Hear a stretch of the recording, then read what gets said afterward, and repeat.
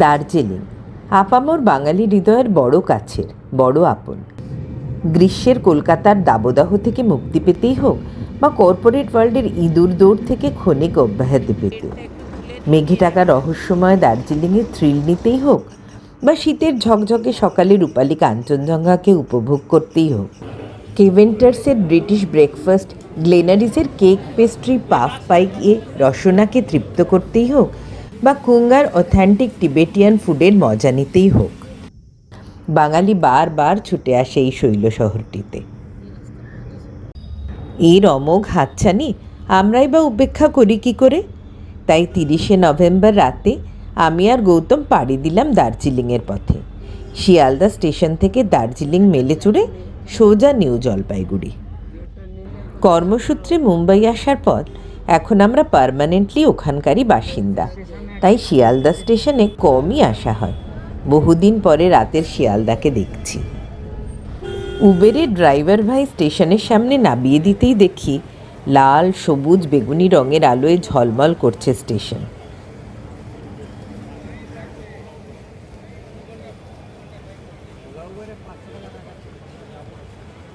পাশের ফোয়ারাটিতেও একই রঙের খেলা, আলোর রং পাল্টে পাল্টে যাচ্ছে। বেশ অনেকক্ষণ আগেই স্টেশনে পৌঁছে গেছি, তাই লোকজনকে জিজ্ঞাসা করে ওয়েটিং রুমে চলে এলাম। স্টেশন চত্বরে এক বিল্ডিংয়ের দোতলায় ওয়েটিং রুমটি, প্রাইভেটলি ম্যানেজড। ওপরে উঠে আসার জন্য লিফট আছে, তাই জিনিসপত্র নিয়ে উঠতে কোনো অসুবিধা হলো না। রাত 10টা 15 ট্রেন, তাই 9টা নাগাদ ওয়েটিং রুম ছেড়ে প্ল্যাটফর্মে চলে এলাম। এসে দেখি গাড়ি দিয়ে দিয়েছে।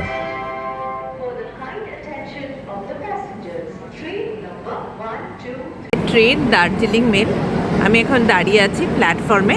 প্ল্যাটফর্ম নাম্বার 12 থেকে ছাড়বে। গাড়ির নাম 12343 আপ। দার্জিলিং মেল যাচ্ছে শিয়ালদা থেকে হলদিবাড়ি। লাস্ট স্টেশন হচ্ছে হলদিবাড়ি, আর আমরা নেমে পড়ব নিউ জলপাইগুড়িতে। আমাদের টিকিট 3rd এসির। আমরা পেয়েছি সামনাসামনি দুটো লোয়ার বার্থ। ট্রেনে চড়তে আজও ছোটোবেলার মতোই ভালো লাগে। লাগেজপত্র সব চালান করে দিয়েছি সিটের তলায়। এখন আমরা নিশ্চিন্ত।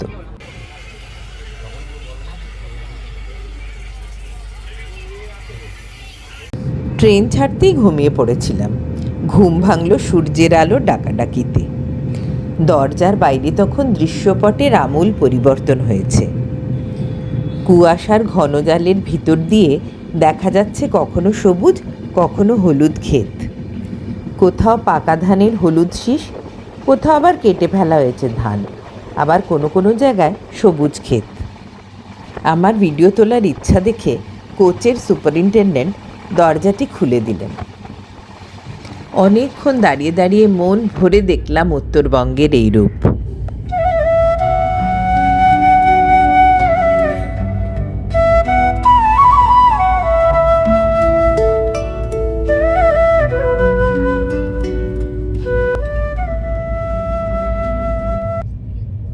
কামরায় ফিরে এসে দেখি সবার গায়ে উঠেছে মোটা সোয়েটার, চলছে গরম চায়ের খোঁজ। নিউ জলপাইগুড়ি স্টেশন পৌঁছে দার্জিলিং ড্রপ করে দেওয়ার জন্য গাড়ি বুক করলাম। 2200 টাকা নেবে। এখানে কতগুলো তথ্য জানিয়ে রাখা আবশ্যক। নিউ জলপাইগুড়ি স্টেশনে দীর্ঘদিন ধরেই চলছে এক্সপ্যানশনের কাজ, তাই স্টেশন চত্বরে আর প্ল্যাটফর্মে যাত্রীদের জন্য বড়ই সুবিধার অভাব চোখে পড়ল। লিফট বা এসক্যালেটরের ব্যবস্থা চোখে পড়ল না, যা আছে তাও বন্ধ। র্যাম্প দিয়ে কোনো ক্রমে মাল টেনে নামালাম। স্টেশন থেকে বেরিয়ে ট্যাক্সি স্ট্যান্ড পর্যন্ত বহু দূর হাঁটতে হয়, তাও আবার সব মালপত্র সহ। আর বলাই বাহুল্য, রাস্তা ভাঙাচোরা, এবড়ো খেবড়ো, বেশ কষ্টকর পরিস্থিতি। গভর্নমেন্টের কাউন্টার আছে, যেখান থেকে দার্জিলিংয়ের জন্য গাড়ি ভাড়া পাওয়া যায়, কিন্তু সে কাউন্টার স্টেশন থেকে এত দূরে যে আমরা মালপত্র নিয়ে আর হাঁটতেই পারছিলাম না। তাই নিরুপায় হয়েই মাঝপথ থেকে প্রাইভেট ভেন্ডারের থেকে গাড়ির ব্যবস্থা করলাম। এরাই জানালো যে গভর্নমেন্টের কাউন্টার থেকে আমাদের মতো ছোট গাড়ির ভাড়া 2700 টাকা। শিলিগুড়ি শহরের যানজট পেরোতেই মনটা ভালো হয়ে গেল। সেই চিরপরিচিত উত্তরবঙ্গের সবুজে ঘেরা রাস্তা। আমাদের ড্রাইভার এমনিতে ভালোই, তবে মার্গারেটস ডেকে ব্রেকফাস্টের জন্য দাঁড়াবো শুনে যার পর নয় বিরক্ত। ওখানে নাকি ওয়েটিং পিরিয়ড বেশি, আর সে ততক্ষণ ওয়েট করতে নারাজ। তার টার্গেট হলো যা হোক করে আমাদের দার্জিলিংয়ে পৌঁছে দিয়ে ফিরতি পথে নিউ জলপাইগুড়ির কোনো প্যাসেঞ্জার ধরে নেওয়া। কিছুক্ষণ পর থেকেই রাস্তা ধীরে ধীরে পাহাড়ে চড়েছে, মাঝে মাঝেই মেঘের আনাগোনা। দূরে পাহাড়ের গায়ে ছবির মতো সাজানো এক একটি জনপদ। আর পাশে পাশেই চলেছে হিস্টোরিক দার্জিলিং হিমালয়ান রেলওয়েজের 2 ফুট চওড়া ন্যারোগেজ লাইন, যার বিস্তৃতি নিউ জলপাইগুড়ি থেকে দার্জিলিং পর্যন্ত প্রায় 88 কিলোমিটার। যারা প্রথমবার দার্জিলিং আসছেন তাদের জন্য এটা must do activity. Toy train না চললে দার্জিলিং ভ্রমণই সম্পূর্ণ হবে না। বেশ কিছু বচসার পর গাড়ি দাঁড় করানো হলো মার্গারেটস ডেকে। এটি সাম্প্রতিককালে তৈরি একটি পপুলার টি লাউঞ্জ, যার অবস্থান কার্শিয়াং আর দার্জিলিংয়ের মাঝে। মার্গারেটস হোপ টি এস্টেটে অ্যাস্থেটিক্যালি সাজানো এই ক্যাফেতে রয়েছে কলোনিয়াল চার্ম। বিউটিফুলি ডেকোরেটেড এর আউটডোর সিটিং অ্যারেঞ্জমেন্ট, যেটি ঝুলন্ত অবস্থায় রয়েছে টি গার্ডেনের ওপর। এখান থেকে অপূর্ব ভ্যালি ভিউ পাওয়া যায়। শুনলাম এখান থেকে কাঞ্চনজঙ্ঘা আর সানসেট দুটোরই অনবদ্য ভিউ পাওয়া যায়।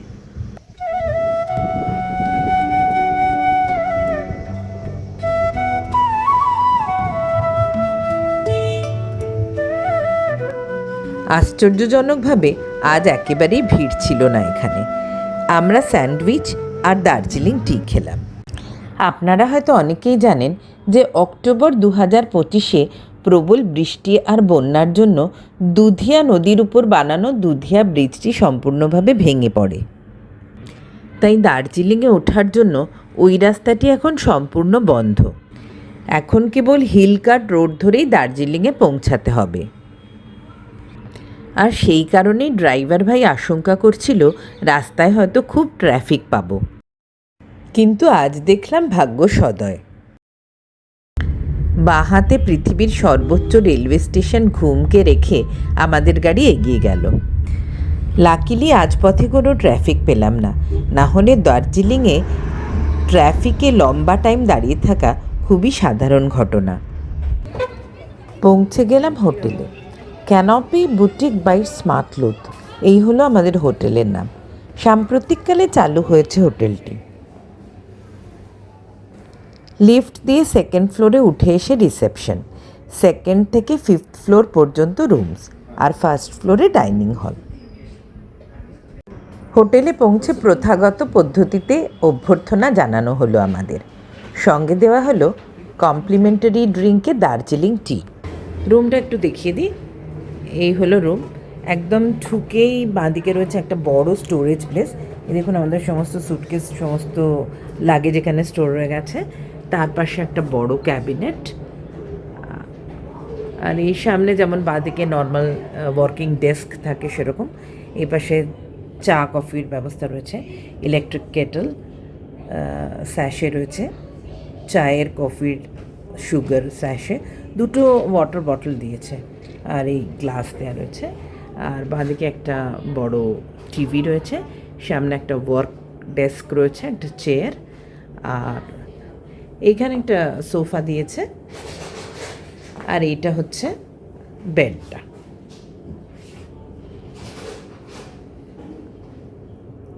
বেডের পাশে একটা ল্যাম্প রয়েছে আর একটা বড় আয়না রয়েছে। আর এবার এই পাশটা দেখাই।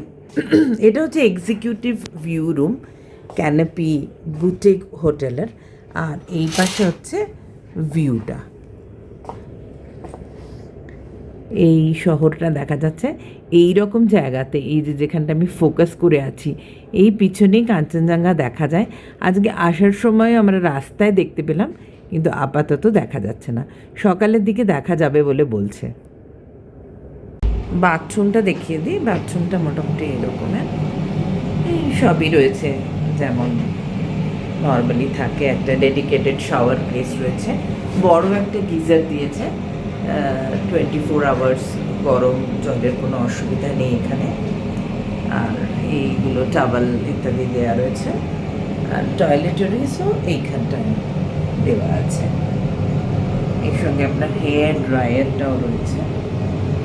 ভালো, মোটামুটি বেশ ভালো ব্যবস্থা। এই দেখুন, এখন কিন্তু আমি দাঁড়িয়ে আছি আমার হোটেল রুমটার জানলায়। আর এখান থেকে দেখলে আপনি মানে অ্যাকচুয়ালি লোকেশনটা বুঝতে পারবেন। এই হোটেলটা একদম দাস স্টুডিওর সামনে। এই যে দাস স্টুডিও সাইনবোর্ডটাও দেখতে পাওয়া যাচ্ছে। আর দাস স্টুডিওর পাশেই হচ্ছে গ্লেনারিস। ওই যে গ্লেনারিসের হোপ লেখাটা জ্বলছে, এটা দেখতে পাওয়া যাচ্ছে। আর ওই যে হোপের সামনে যেমন অ্যাজ ইউজুয়াল সব সময় যথেষ্ট ফটোগ্রাফির জন্য ভিড় থাকে, এখনও সেটা রয়েছে। মানে এখানে দাঁড়িয়ে দাঁড়িয়ে এই সামনে কাঞ্চনজঙ্ঘা যখন ভিজিবল হবে, আপাতত ভিজিবল নয়, সেটা দেখতে পাওয়া যাবে। আর অন্য সময় টাইম পাস করার কোনো অসুবিধা নেই। জাস্ট সিম্পলি জানলায় দাঁড়িয়ে থাকলে এরকম আপনি সব সময় রাস্তায় ক্রাউডটাও দেখতে পাবেন। আর গ্লেনারিসের এই হোপ লেখার সামনে বিভিন্ন রকম পোজ দিয়ে লোকে ছবি তোলে, সেটাও দেখে এনজয় করা যাবে দাঁড়িয়ে দাঁড়িয়ে। আপনারাও একটু এনজয় করুন আমার সঙ্গে।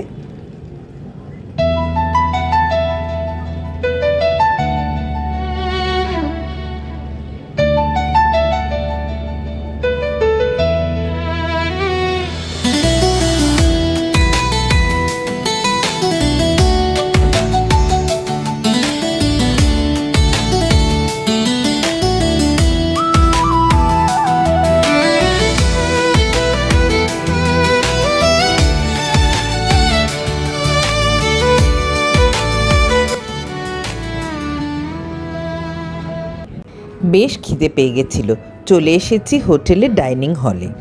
কয়েকটা তথ্য দিয়ে রাখি। আমরা হোটেল পৌঁছানোর 10 মিনিট আগেই হোটেলে ফোন করে দিয়েছিলাম।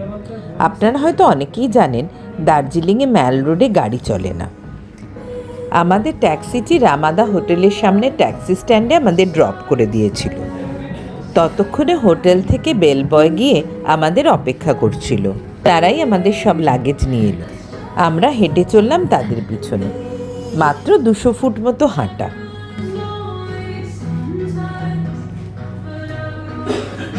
বিরাট ডাইনিং হলটিতে এখন আমরা ছাড়া কোনো কাস্টমার নেই। গরম গরম hot and sour chicken soup দিয়ে লাঞ্চ শুরু করলাম। পরে নিলাম চিকেন লাবাবদার, তন্দুরি রুটি আর ব্রাউনি উইথ আইসক্রিম।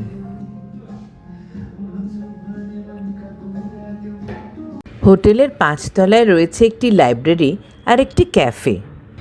খাওয়া দাওয়া শেষ করে সেখানেই গেলাম। গৌতম একটু বইপত্র নাড়াচাড়া করতে লাগলো। আমি ক্যাফেটি ঘুরে ঘুরে দেখতে লাগলাম। লাইব্রেরিতে সবই বাংলা বই। ক্যাফেটি সুন্দর, ছিমছাম। যারা পাহাড়ে এসে সত্যি ছুটি কাটাতে চান, নিজের মতো করে থাকতে চান 2-4 দিন, তাদের জন্য এই হোটেলটি কিন্তু আইডিয়াল। হোটেলটি আমার সিনিয়র সিটিজেন বা ডিফারেন্টলি এবলডদের জন্য ভালো লাগলো। হাঁটা খুবই কম, আর হোটেলে আছে হুইলচেয়ারের ব্যবস্থা, লিফটও আছে। ক্যাফেটির একটি আউটডোর সেকশনও কিন্তু আছে। এখানে বসে শীতের সন্ধ্যাকে প্রপারলি এনজয় করবার জন্য রয়েছে ভালো হিটারের ব্যবস্থা। শীতকালে যদি দার্জিলিংয়ে আসেন তাহলে রুম হিটারের ব্যবস্থা আছে এমন হোটেলই অবশ্যই বুক করবেন। আমাদের রুমে রয়েছে এই রকম একটি ছোট হিটার। ডিসেম্বরের প্রথম সপ্তাহ বলে এই রুম হিটারের গরমে রুম খুব সুন্দর, কমফোর্টেবল আর কোজি হয়েছিল। একটু রেস্ট নিয়ে বিকেলে বেরিয়ে পড়লাম। সন্ধ্যার দার্জিলিংকে এনজয় করতে হলে ম্যাল রোডই আইডিয়াল জায়গা। আর আমাদের হোটেল ক্যানপি বুটিক ম্যাল রোডের উপরেই। একটা চায়ের দোকানের পাশ দিয়ে চলেছি। মশালাটি বিক্রি হচ্ছে 30 টাকায়। ভাবলাম ম্যালের চৌরাস্তা দেখে ফিরতি পথে এখানেই চা খাবো। আমরা গুটি গুটি পায়ে এগিয়ে গেলাম চৌরাস্তার দিকে। চৌরাস্তা অর্থাৎ দার্জিলিং ম্যালের সেন্ট্রাল স্কোয়ার অন্ধকার হয়ে গেছে। সেন্ট্রাল স্কোয়ারের অন্য পাশে ম্যাল রোডটি অপেক্ষাকৃত নির্জন। রাতে যেতে গা ছমছম করে, আলোরও ব্যবস্থা নেই। তবে ম্যাল রোডের অন্য প্রান্তে রাজভবনের পাশেই কাঞ্চনজঙ্ঘা ভিউ পয়েন্ট। আর কাঞ্চনজঙ্ঘার বেস্ট ভিউ পাবার জন্য কাল সকাল সকাল সেখানেই যাব। মেঘের চাদর ঢেকে ফেলেছে ম্যালের সেন্ট্রাল স্কোয়ারকে। তার মধ্যে দিয়ে আলো ঝলমলে দোকানগুলোর অস্পষ্ট ছবি দেখা যাচ্ছে। চৌরাস্তার একপাশে একটা পার্মানেন্ট স্টেজ বানানো, সামনে অনেক গ্যালারি। বিভিন্ন মেলা, কালচারাল প্রোগ্রামের জন্য এই স্টেজটি ব্যবহার করা হয়। আজ অবশ্য কোনো অনুষ্ঠান নেই, তাই বাবা আর ছেলে মনের সুখে সেলফি তুলছে। সামনের বিশাল চত্বরে মানুষ দাঁড়িয়ে বসে প্রোগ্রাম এনজয় করতে পারেন। স্টেজের সামনের দিকে নেপালি কবি ভানুভক্ত আচার্যের একটি মূর্তি রয়েছে।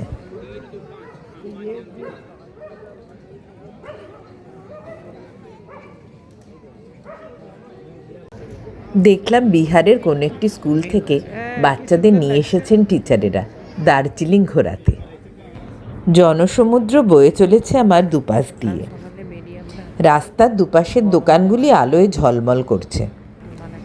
বেশিরভাগই উলেন জামা কাপড়, সুভেনিয়ার আইটেম অথবা ইটারিজ।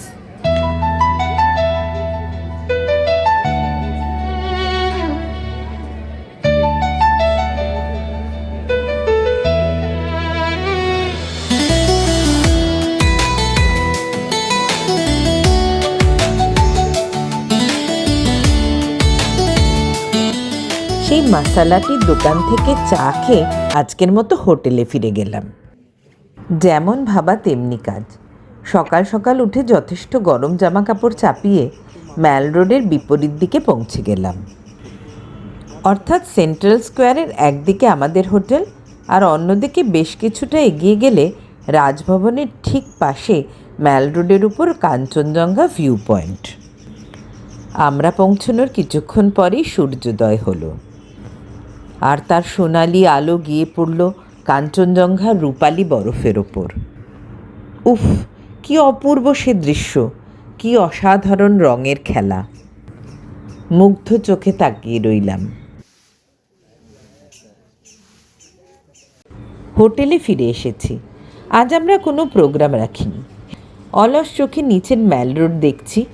ফুল আর গাছের ছায়া মিলে কি মোহময় লাগছে। হঠাৎ ডান দিকে তাকিয়ে স্পেল বাউন্ড হয়ে গেলাম।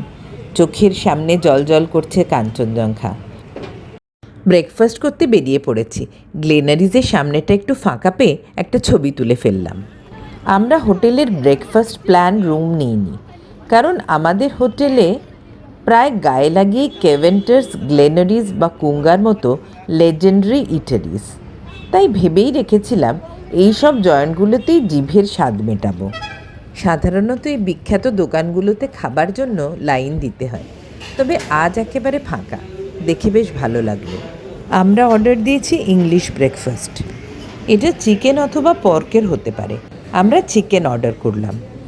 ওপেন টেরেসে টেবিল পেয়েছি। প্রচণ্ড ঠান্ডা উপেক্ষা করেই ফটো তুলতে লাগলাম। ব্রেকফাস্ট এলো।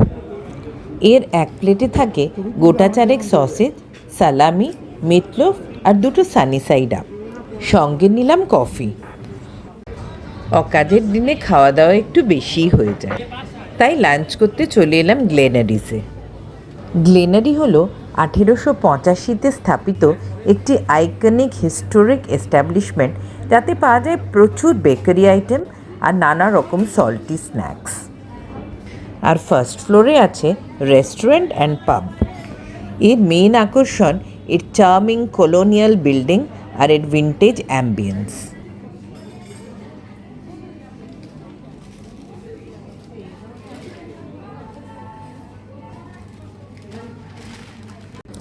গ্লেনারিতে অ্যাজ ইউজুয়াল বেশ ভিড়। এবার আর আমরা আউটডোরে বসলাম না, বড় ঠান্ডা। খিদে তেমন ছিল না, তাই শুধু চিকেন পাফ আর ক্রিম রোল নিলাম।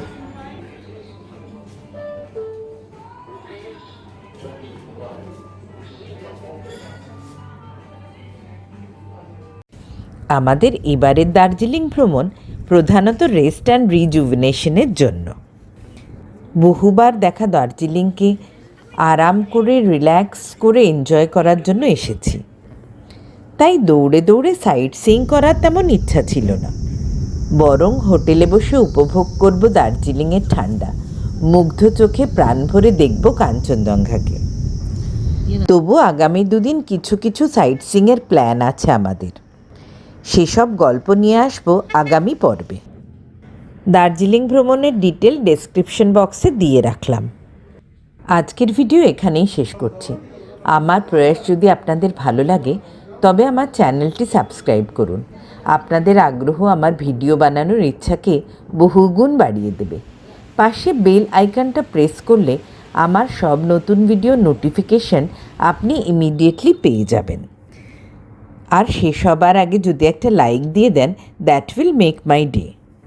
খুব তাড়াতাড়ি আবার ফিরে আসব পরবর্তী পর্ব নিয়ে। ততক্ষণ পর্যন্ত খুব ভালো থাকবেন, আনন্দে থাকবেন।